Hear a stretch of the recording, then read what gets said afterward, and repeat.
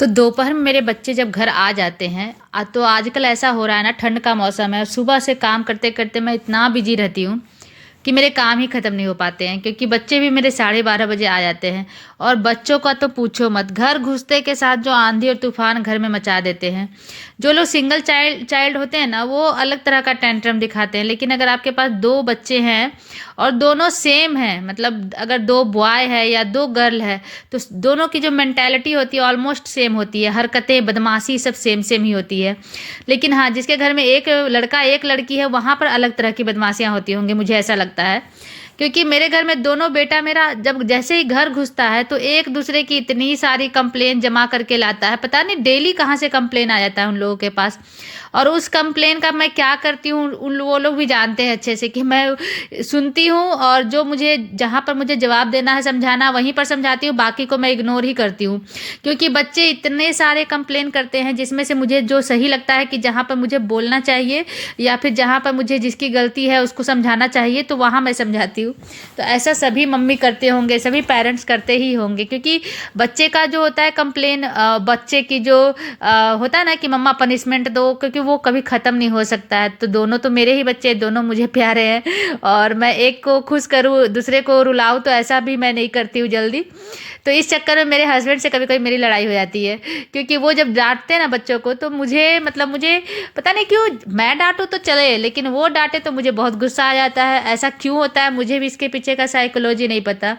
लेकिन हाँ, वो भी गलत चीज़ों पर तो नहीं डांटते हैं, लेकिन हाँ, जहाँ पर जैसे बच्चे पढ़ाई नहीं कर रहे हैं, एग्ज़ाम का टाइम आ रहा है, वो क्वेश्चंस याद नहीं करते हैं, तो थोड़ा बहुत होता ही है, बच्चों के प्रति हम लोगों को थोड़ा सा स्ट्रिक्ट होना ही पड़ता है। तो वही बच्चे दोनों मेरे आ चुके थे और मैं बना रही थी पराठा उन लोगों के लिए, क्योंकि मेरे दोनों बच्चों को पराठे बहुत पसंद हैं। और क्योंकि उन लोगों को पसंद है और प्रेम से खा ले खाना, तो मैं ऐसा ही खाना बनाती हूँ। रोटियां उन लोगों को थोड़ा कम पसंद है, तो जो मेरे पास प्याज मतलब प्याज वाले जो होते हैं ना, स्प्रिंग अनियन ग्रीन वाले, उसी का मैं पराठा कर रही थी। तो अभी सीजन है, ठंड का टाइम है, और इस तरह की सब्जियां भी मार्केट में बहुत मिलती हैं। और कुछ भी इस तरह का जो थोड़ा सा हैवी कुकिंग होता है, जैसे पराठे, स्टफिंग वाले पराठे, वो सब ना ठंड में बनाने में भी ठीक लगता है और खाने में भी अच्छा लगता है। और गिल्ट फ्री होकर के आप बनाते हैं, क्योंकि गर्मियों में इतने पराठे आप बेलो ना तो आप पसीने से तरबतर हो जाते हैं। तो गर्मियों में तो उतने पराठे हम लोग खाते भी नहीं हैं, इसलिए ठंड के टाइम में ना तरह तरह के पराठे खाना तो बनता ही है।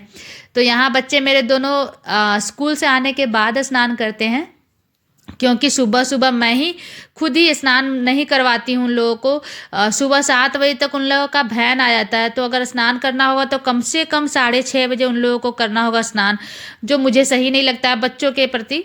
जो लोग करवाते होंगे या जो बच्चे नहा करके जाते हैं स्कूल, अच्छी बात है, लेकिन मुझे लगता है कि मेरे बच्चे बीमार ना पड़ जाएं, इसलिए मैं सुबह उन लोगों को कभी नहीं जिद करती हूँ कि नहा लो। क्योंकि 12:30 बजे तक घर आ जाते हैं और उसके बाद वो लोग खुशी से खुद से नहाते हैं, तो वो ज़्यादा अच्छा है। इसलिए सुबह सुबह मैं उन लोगों को तैयार करके फ्रेश करके अच्छे से फेस वेस क्लीन करके और उन लोगों को स्कूल भेज देती हूँ। हाँ, स्कूल से आने के बाद फिर वो लोग 5-7 मिनट बैठते हैं, उसके बाद फिर वो लोग स्नान कर लेते हैं। तो ये रूटीन ज़्यादा बढ़िया है, क्योंकि जब तक वो स्नान करते हैं तब तक मैं इधर कुकिंग कर लेती हूँ। और कुकिंग मतलब जैसे सब्जी मैं बना करके ऑलरेडी रख लेती हूँ, वो लोग आते हैं तो अगर मुझे पराठे सेकने हैं तो पराठा बनाई, और अगर सिर्फ दाल चावल खाते हैं तो दाल चावल मैं बनाती हूँ फिर। तो ऐसा कुछ रहता है हम लोग का आफ्टरनून का रूटीन। आई थिंक सभी के घर में इस तरह होता ही होगा, जो लोग बच्चे आफ्टरनून में आ जाते हैं। हाँ, मैं विशाखापत्तनम का जो मेरा रूटीन था ना, वो थोड़ा डिफरेंट था, थोड़ा अलग था, क्योंकि वहाँ पर बच्चे मेरे शाम में आते थे, तो वो रूटीन एकदम डिफरेंट था। यहाँ पर आकर के ना मुझे इतना मतलब मेरा टाइम ही नहीं बच पा रहा है दिन में कि मैं क्या क्या करूँ।